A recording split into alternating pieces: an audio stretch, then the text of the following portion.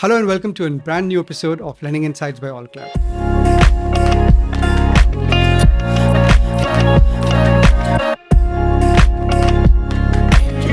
GST has given a lot more confidence to that about 20 million customers who have or merchants which who have registered on GST. I mean, lending is the business of relationship. It is Right. business of persuasion, and each transaction defines how it ends. Correct. Or marriage celebrations, like now we are talking about 35 lakh marriage is going to happen in India in next 2 months. So all the garment sector would really see a boom here.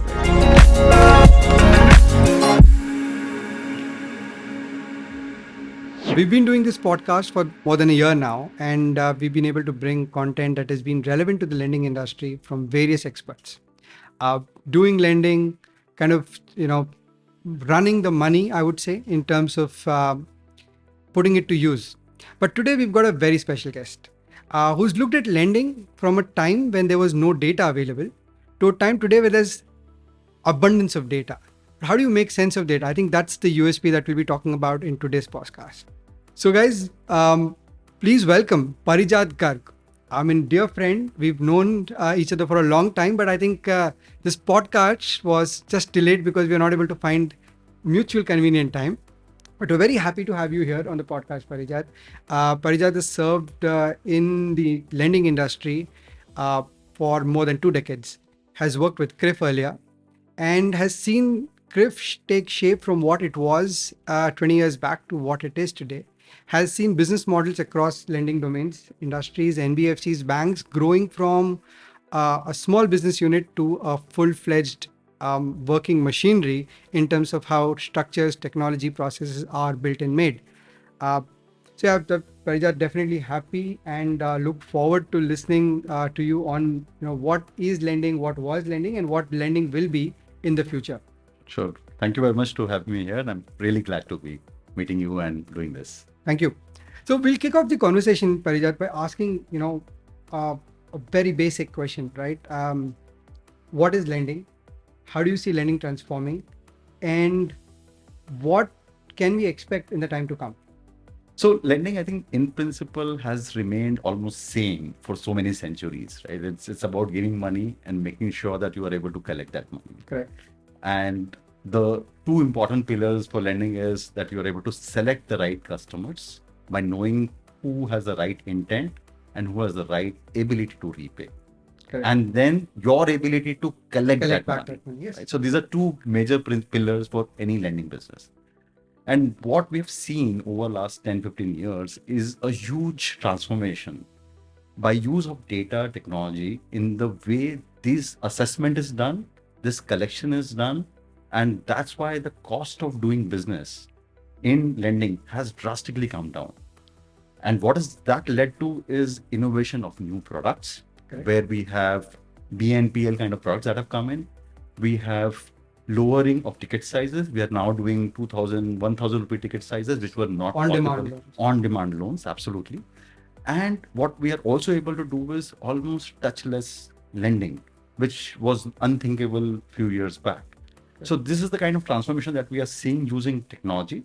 Now, whether we call it fintech, whether we call it digital lending, essentially it's use of data, technology, and the concepts around that, which have really made the difference. And I think it is also about this fintech technology and the data being put together and being orchestrated in such a way that the seamless experience is delivered to the borrower. Absolutely. So I was reading one report just yesterday which says that 25% of the new borrowers prefer a completely touchless journey for loans. Right. Which means that banks will, and any lender for that matter, will have to have a very clear-cut strategy कि मेरा digital model क्या होगा and what will be the digital model, how much focus and what's my niche. Absolutely. And we at AllCloud have always been talking about this digital approach because we understand that there is that India which is being served by the fintechs. Right. And there is the Bharat that has to be served by the lenders. Absolutely. Right? And I think initially we had a conversation कि धंधे को तो debt लगता है और startup को funding लगती है. I think that's a primary difference, where we're talking about how funds can be delivered to the right profile of borrowers. Correct. And MSME again has been a space that we want to talk about. So getting into the conversation, taking straight to MSMEs, how different is an MSME lending to how different it is to a personal loan or a collateral secured loan. You mentioned that the ticket sizes of loan have Come down. Correct. In personal loan, yes. I think also in the MSME space, right? Because initially or in the earlier years, the MSME loans would be large collateral backed Absolutely. term loans. Correct. But now this new MSME segment is coming, where there is micro MSME, Correct. tiny MSME, Nano smaller MSME. nano, whatever. So yes, how do we divide these segments, and what are the credit assessment models Right. or business models for these? Correct. Correct. So I think you've touched upon a very important aspect, that MSME versus retail or personal loans. Now, when we look at personal loans, primarily it's a very homogeneous kind of product, right, which is given to salaried. Now, within salaried, you may have a category A employer, category B employer, but principally you're looking at salaried, where there's a fixed payment coming in. There's a lot more stability of income. You're able to predict what is going to happen with the customer, right? Correct. But when you look at businesses, the entire paradigm changes. The paradigm is different because it's not homogeneous, right? MSME, when you look at, you have services sector, which is very different from agri SMEs, which is very different from trading SMEs, which are very different from manufacturing. All together. Right? And then when you put another lens of industry, then it becomes all the more complicated, right? What happened during COVID, that the essential industries like grocery or medical industries were flourishing, That's booming. but travel industry, hospitality industry were completely crashing, right? Now, even though wherever you are, whether you're in manufacturing or trading, but if you were part of the, say, travel industry of some nature, you are impacted.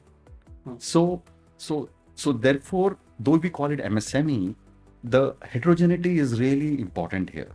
And then you again play a matter of size, matter of the capital that you've invested in, right? Because a 5 crore turnover company versus like a 30 lakh turnover company versus a 50 crore turnover company has a different scale, has a different appetite, has a different way that they can operate business. There's a different kind of professionalism that come into picture. So there's a lot more complexity in the way that we see these cohorts, right? And that's where like the lending to MSME becomes all the more complicated, because the income is not stable. It is seasonal in nature. Educational businesses will have a different kind of season. Your textile and garment industry will have high seasons during festival times, yes. or marriage celebrations. Like now we are talking about 35 lakh marriage is going to happen in India in next 2 months. So all the garment sector would really see a boom here, right? So there is like a dichotomy here which needs to be really looked at when we are looking at from a lending perspective. So what you're trying to also say is that there is no, when you made this comparison between a salaried person and an MSME, what you're trying to say in salary is that we know that every month end the salary is going to be hitting the bank account. Correct. The profile of the borrower becomes the same, because Correct. whether he's working in services or manufacturing or anywhere, It's only the quantum, right? Like somebody might be earning 10,000, somebody might be earning 2 lakh. 2 lakhs rupees. It is coming in the bank account, it is getting spent. Absolutely.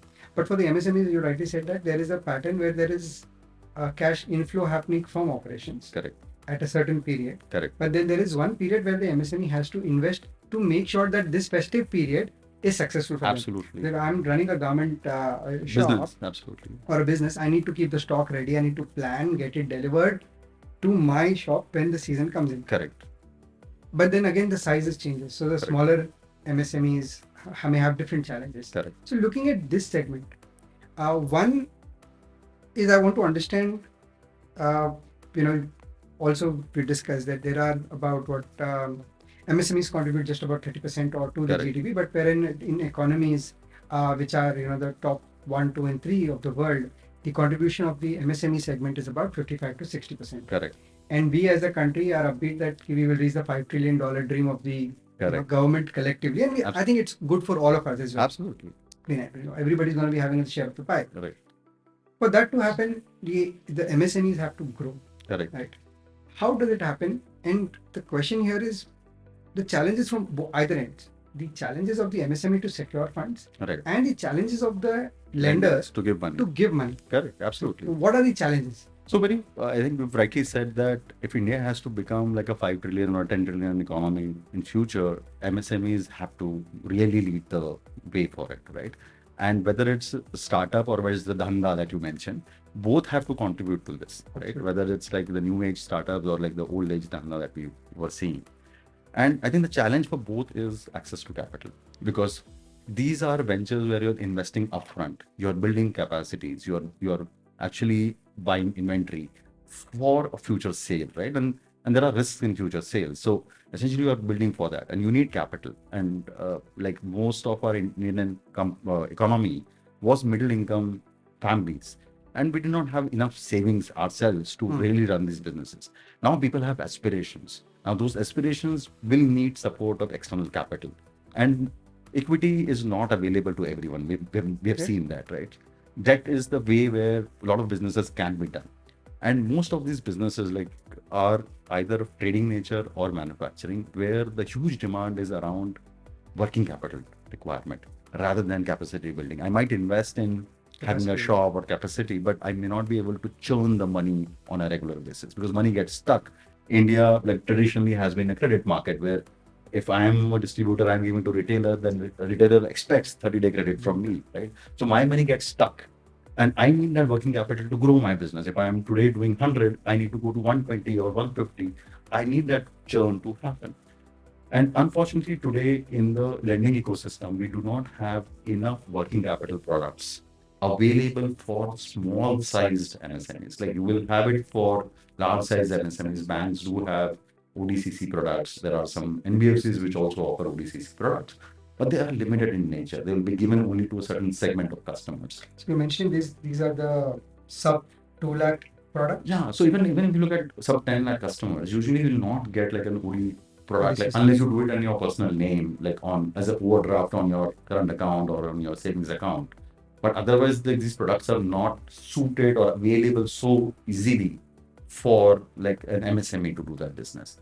And and a lot of businesses really get constrained because working capital ही नहीं है, पैसे ही नहीं है घुमाने के लिए.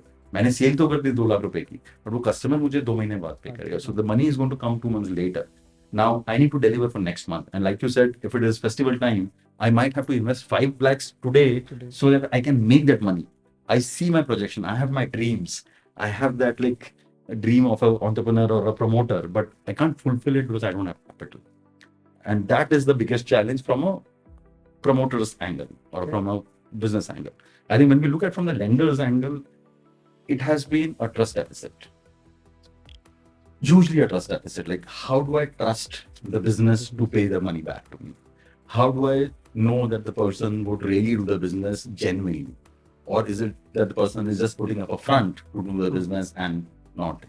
Now, and this image has been created because of few bad actors. Obviously, it's not that everybody's bad, right? Otherwise, we would have seen a huge NPA. Like today, if you look at in business loans, unsecured business loans, the NPAs could be like say 3%, 4%, maybe 5% or something like that. But it's not bad, like for a business like this where the IRRs run into 24 to 40%, right?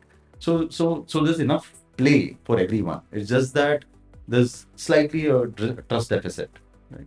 And second matter is that how do you really make this assessment in a simpler way so that your cost of assessment goes down?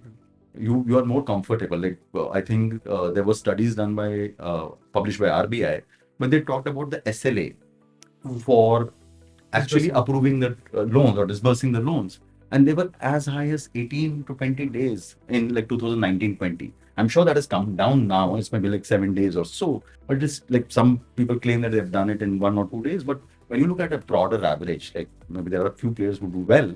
But when you look at the broader average, it's like 7 to 10 days, which is huge. So that cost of underwriting has to have a meaningful outcome. So how do you really get to that sub 50,000, sub 2 lakhs sort of ticket sizes where you need that cost of underwriting to be very, very efficient? I think for this underwriting, the most important point is data set. Absolutely. Right? Absolutely. Because there is a deficiency in data, this delay is coming. So then let's, probe into this conversation where you mentioned trust deficit. Now, trust is between two people, right? It's not just the lender that has to build the ability to trust, but also the borrower has to build the capacity to be trusted. Correct. What do these guys need to do? What does the borrower need to do? And what does the lender need to do? Right. So again, like I think if I start from the borrower's end, right, the traditional challenge in India has been that our bookkeeping, the khata that we used to maintain, were not formally maintained, Hmm. right? And like a lot of businesses were family run or within the family itself. So there was like their own traditional way of maintaining. They will know their P&L. They will have good control. It's not that they're loss-making businesses. It's just that it's not maintained in a formal way which a bank can trust on or a lender can trust on, right? Second piece is still like even though we've become lot more digital in nature, a good percentage of money is still coming in cash, right? Now there are several reasons for it, but because of that, there is also a disincentive in terms of maintaining the books properly. Now the incentive can turn positive because if an MSME knows that if my numbers are true, I will get good amount of credit, which can actually help me go to the next level of my business. And if I go to the next level of my business, then any offsets of my showing everything in digital will be much larger because I'm getting credit and my business is going to boom, right? Now that I think belief is gradually coming in. And what has happened with events like GST, events like UPI, and there is also a strong push from government about Udyam certification, right? So out of I think 6 crore plus MSMEs that we have, I think about 3 crores have registered with with Udyam, right? Which is a great coverage, right? From the time that it has started. Now the question is that is Udyam trustable? I think some lenders believe that maybe the data is not getting verified. There could be initial teething issues there, which I'm sure will overcome. Yeah, but it's all in a progression. Absolutely, right. GST has given a lot more confidence to that 1 million, or sorry, about 20 million customers who have, or merchants which who have registered on GST, right? And there the underwriting has become a lot more better because I have transparency. I know exactly how much you have sold, how much you have bought from a supplier. With the HSN code. With the HSN code, I know exactly what products are you buying. I can do a lot more data analytics. So technology data is very much possible on GST. Now with account aggregators coming in, the access to GST data will also become democratized. So I do understand that we may not be able to solve for this entire 6 crore MSMEs, but there are efforts which will actually solve for different pockets here, right? One is the GST pocket that is getting addressed. Another is the pocket that is getting addressed, which is the one who do banking. So they may not have GST, but they actually do everything in banking. Now, there are models that NBFCs and lenders work on, which are called ABB models, which are based on average bank balance models. Okay. Right, where what they look at is what is my average bank balance that the customer is maintaining, how many credits are happening, how many debits are happening, the nature of credits, the nature of debits. And when they analyze this, they have surrogate assessment models. They say, okay, if this is my average bank balance, then this is the kind of EMI the customer will be able to pay.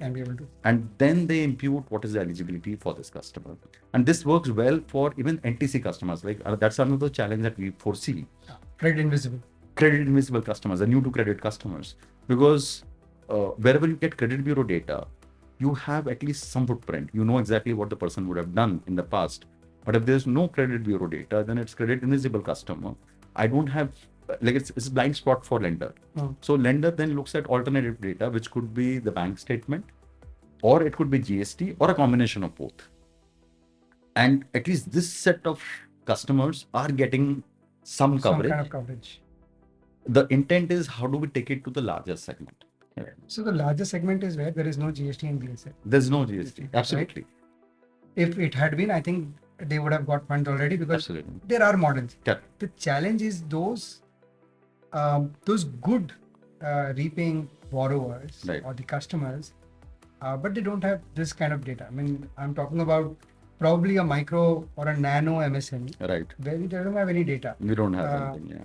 But if we have to grow as an economy and the value creation has to be at the last bottom most of the pyramid, right? Money has to go to these people. Absolutely. How do? Because they will upgrade themselves to become the MSMEs and maybe corporates of tomorrow. So, for example, if I'm having a small kirana store, I'm having a turnover of about 2 lakhs a month. Right. I do a purchase of 150, and that supplier has having 100 such shops. So he had 150 into 100 is his turnover. Absolutely. So if I get money, I increase my business, and the supplier increases his business. It'll have positive impact. Absolutely. Towards the top. Correct. How do we tackle this market? And I know that a lot of lenders who are listening to us, on the Lending Insights by AllCloud as well, are MSME focused lenders. Hmm. They want to fund. There is a genuine intent because everybody believes that value creation and The opportunity lies there. opportunity lies there. Right. So the big populace. Yeah, absolutely. How do we create a model for these? Genuinely, we want you to just give us 1, 2, 3, 4 steps. This is the model you create for a micro, nano, MSME borrower, Right. and then scale from there. And how does that model get mature over a period of time? Sure.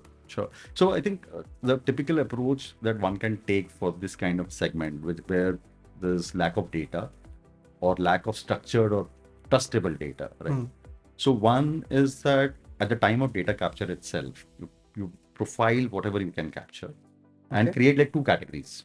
One is like what is digital, structured, trustable data, and second is surrogate, physically verifiable, possibly data which is linkable to your credit profile or credit worthiness, right? So for example, if I look at it, typically people do a stock review by just going into a branch, right? Or like into a shop and look at what is the kind of shelf space that customer has, what kind of products are on the shelf, and try to make an assessment of the inventory as well as of the sales basis that.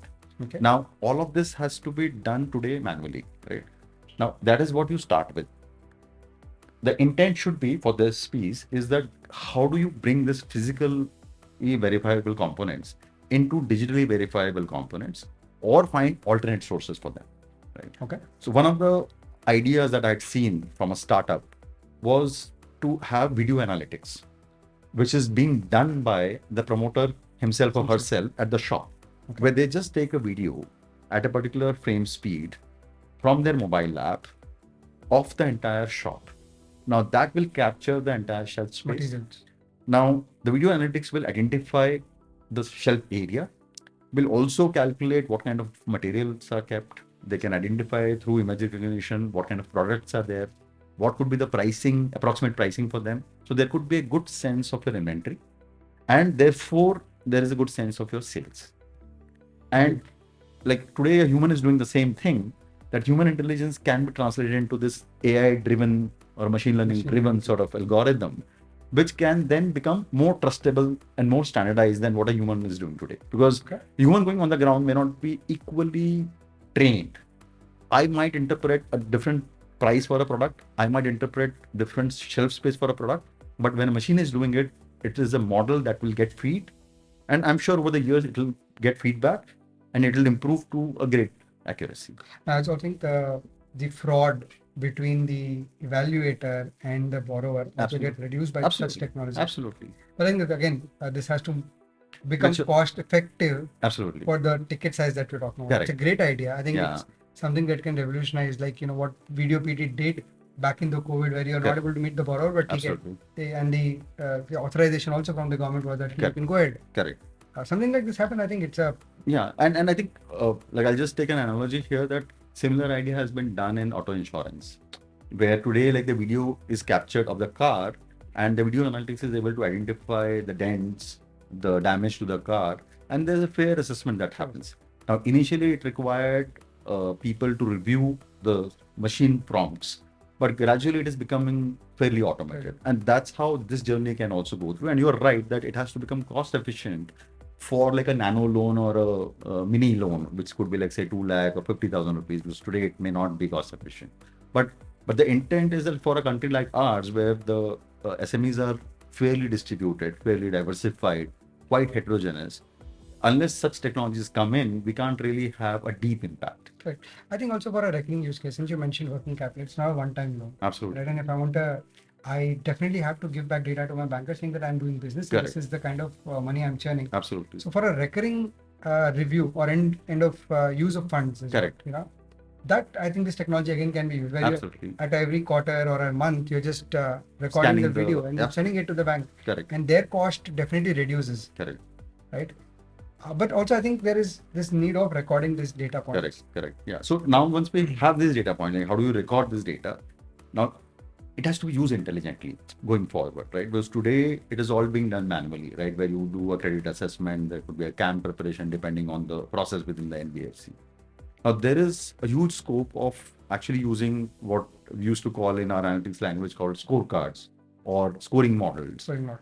which can be used to start automating this. Now, the complexity here is different from personal loans because here it is more heterogeneous. So one may need like 3 or 4 different kind of models to start with, catering to maybe services model versus like say agri or a cattle kind of a model versus a manufacturing model, and that can evolve over a period of time. And generally, the journey could be that you start with what we call as expert or rule-based model, where you define, like say 30, 40 different rules, you assign different weights for it. So for example, age of a person, education level of a person, the nature of business, how long have they been running the business, legacy, vintage of that, what is the trade reference check that is done, what is the feedback from neighbors, what is the feedback from suppliers, what is the feedback from customers, capturing all of that, putting weights to them so that the subjectivity in assessment starts to reduce, and you have data being captured for every element of it, not in the mind but in the system.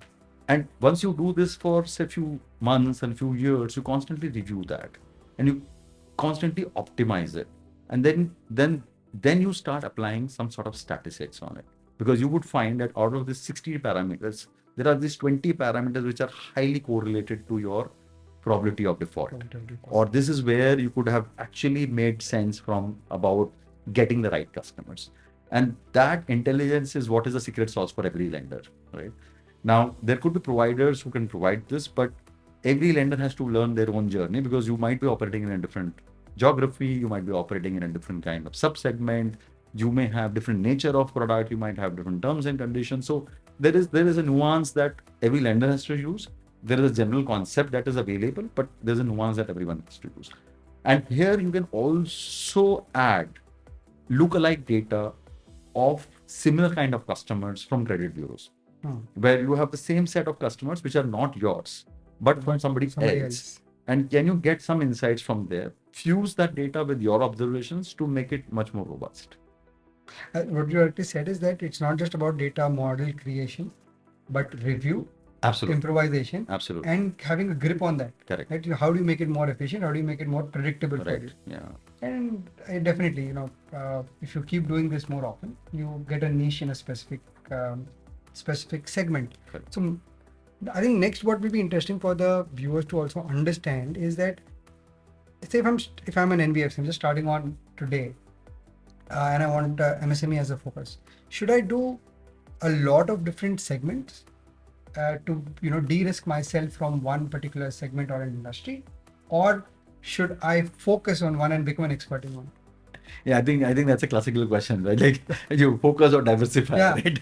So I think there's no a crystal ball to say when to diversify and when to focus. Okay. But it is always prudent not to diversify too much, because then you don't understand anything. So what I would think about is that generally, if you look at at least what we had seen in the credit bureau data as well, a lot of lending happens to trading businesses, a lot of lending happens to manufacturing, and some bit to services, even though services contributes almost 50% to the GDP today, right? But and one of the reasons is maybe services business by nature have cash positive turnover, so they may not necessarily need so much of debt early on, right? So definitely the focus has to be on trading and manufacturing in some ways, because that's where the need of credit is, right? Now, within that, you can pick up some segments, some profiles, which either you have comfort on or you believe that the growth opportunities are, right?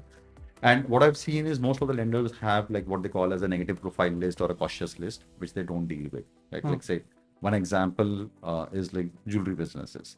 There's generally a discomfort that do we want to deal with jewelry businesses, even though they may have demand, but because the gold prices fluctuate, it is difficult to really get a sense of the inventory just by looking at the quantum of gold, the quality of gold, and all of that. There's generally a discomfort in lenders to work with jewelry businesses, right? Okay. Now, so I think that kind of an assessment needs to happen, right? And most people feel comfortable with grocery, with high churn businesses, where you know that these businesses are like essential. They will always survive, come what may, even in COVID. There is a demand. It's more relatable. You can understand that better. And those are like ideally the right points to start with, because you have enough reference points. Even though it may be low margin business, but understand that business better.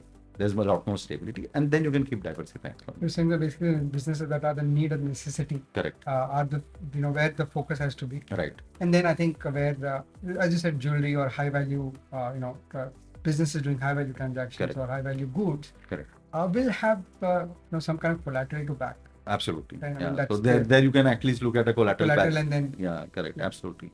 And what also comes to mind is that, like, especially when we're talking about this segment, now another opportunity that we are seeing gradually is about the supply chain piece, right?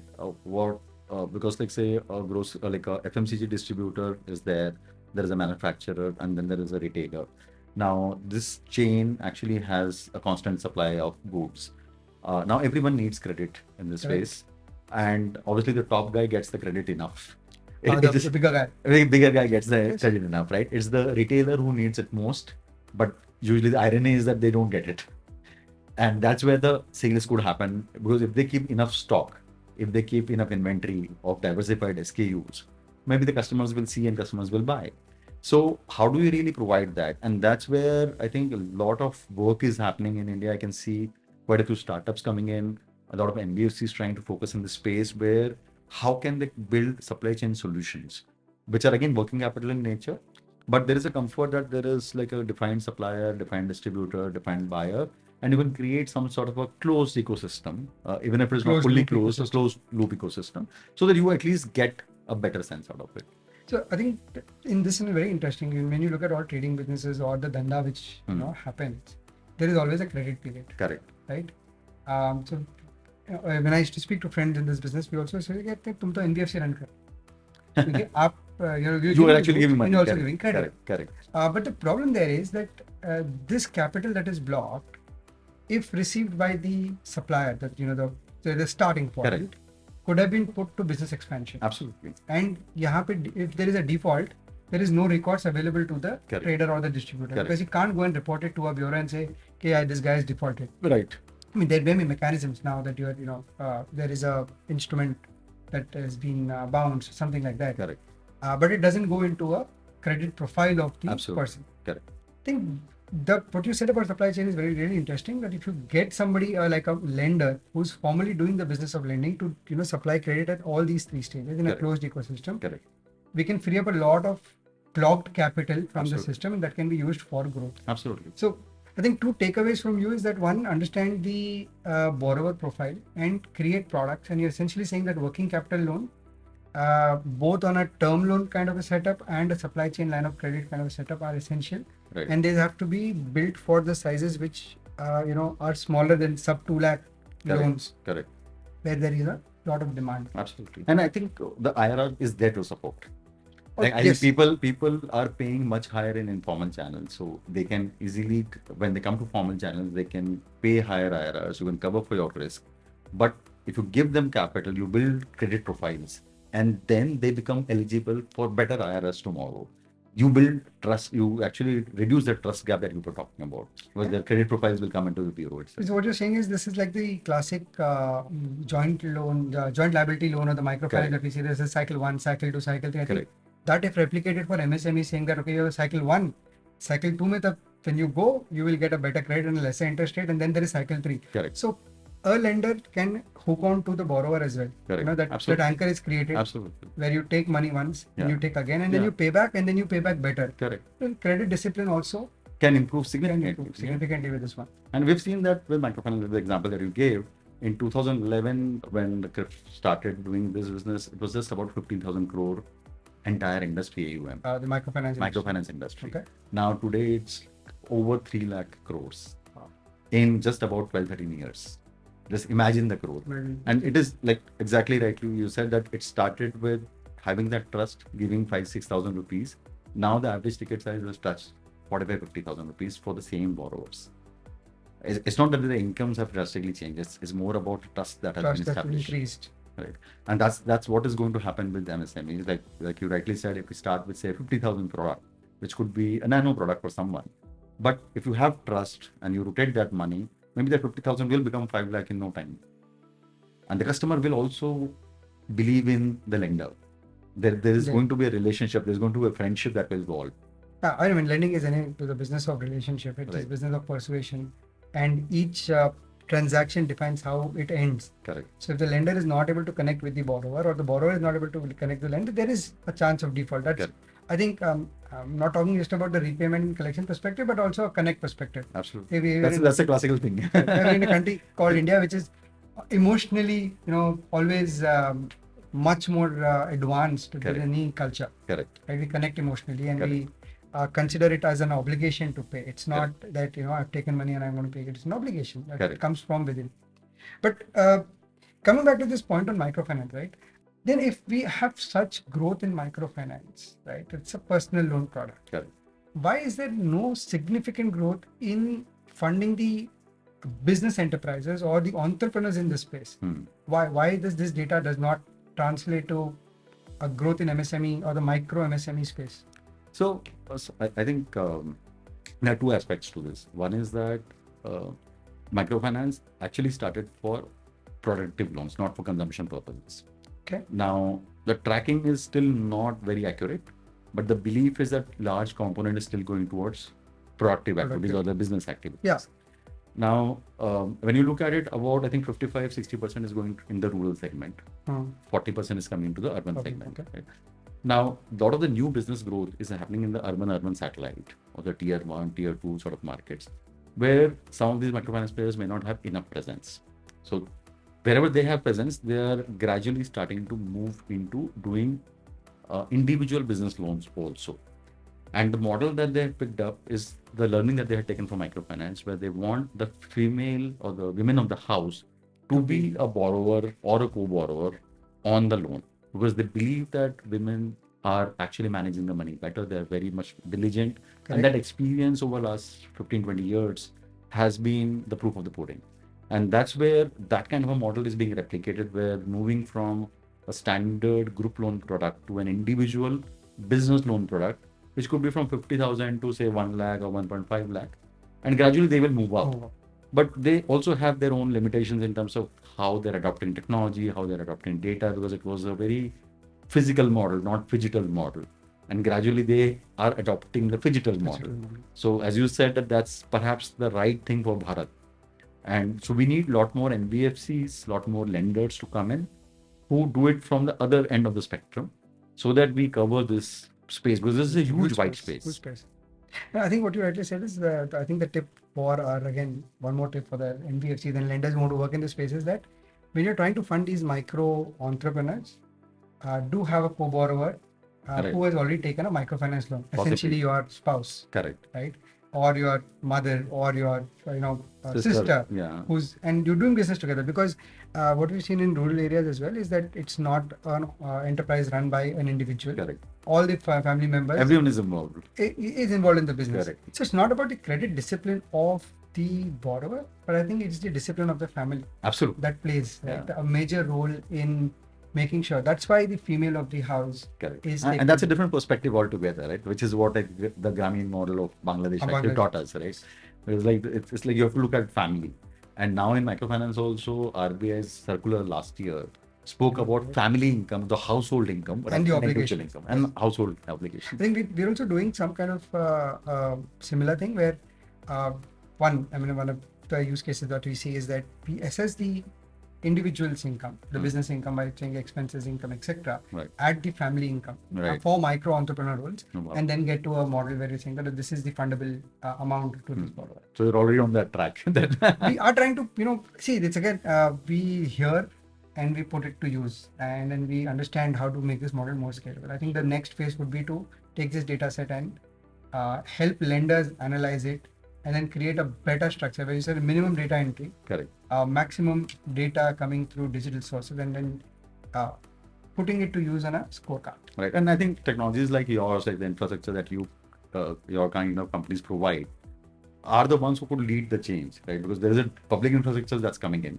but what you are able to provide is the private infrastructure, which has all of these capabilities built in, which are like almost plug and play, and someone can just kind of ride on it without much hassle. I think just need to put this the structured data that's publicly available, bureau data or whatever other data sources that are Right. there, like GST and Right. UPI transactions. Absolutely. Take this, put it to the unstructured data that's not available on these things. Correct. Map it and see if there is a huge variance. If there is a huge variance, then there's something to be looked at. Correct. If there is nothing to be, like a huge variance, then you proceed with the loan. Absolutely. And I think we have to go towards that, what we call as STP in the personal loan, straight through an process. STP to an MSME. So like an STP to MSME loan, that should be the intent at some point in time, at least for the nano products or the mini, like which are like sub 2 lakh or sub 5 lakh products. I think the sub 20,000 number is also a very interesting use case, and there you can't deploy a model which is very costly.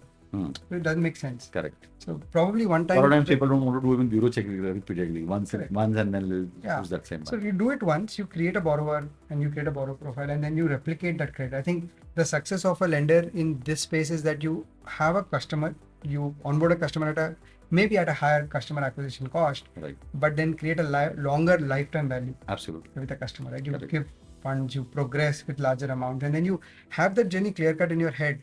But if I'm having a customer today, I want to make this relation for the next 5 years, and I want to give multiple loans to the same borrower. Correct. So, Parijat, from a portfolio mix of an NBFC as well, right? There is this. Definitely the MSMEs, has to have a collateral-free, non-collateral loans as well. But once the ticket sizes increase, right, there will need some kind of security, because again, it's not that we are saying that the collateral-free loans are, riskier, but to be able to give a larger credit, the bankers also need some kind of assurance. Comfort, absolutely. So there is this segment called micro LAP, which is this not the large term loan which is running Correct. into multiple years, but Correct. taking this, because most of the households will own a house or a shop. Correct.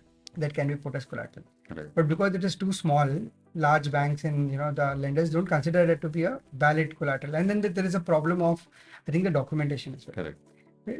In this micro LAP segment, what can be done to, one, again, create assurances at both sides, the lender as well as the borrower that will get more funds, and the lender that there is a collateral that can be called in. Correct. So yeah, I think this as you rightly said, that as soon as the ticket goes up, there is always a discomfort that starts to develop, even though maybe I have a relationship with the borrower.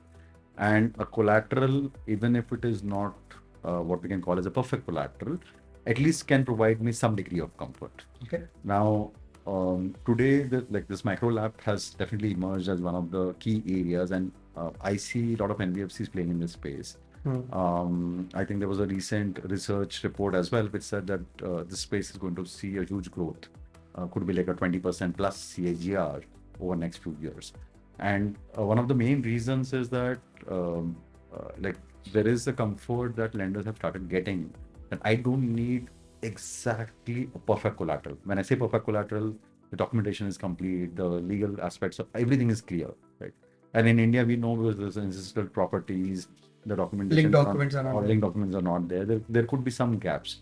Now, so can we take some sort of deviations there? And NBFCs have started finding comfort with those kind of documents as well.